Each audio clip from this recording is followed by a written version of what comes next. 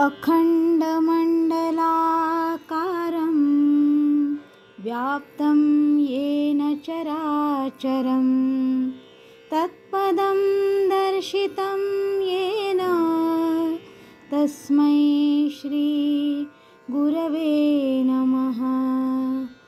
दुग्धेन धेनुः कुसुमेन वल्ली शीलेन भार्या कमलेन तोयं गुरुं विना भाति न चैव शिष्यः शमेन विद्यानगरी जनेन। गुरुर्ब्रह्मा गुरुर्विष्णुः गुरुर्देवो महेश्वरः गुरुसाक्षात् परब्रह्म तस्मै श्री गुरवे नमः।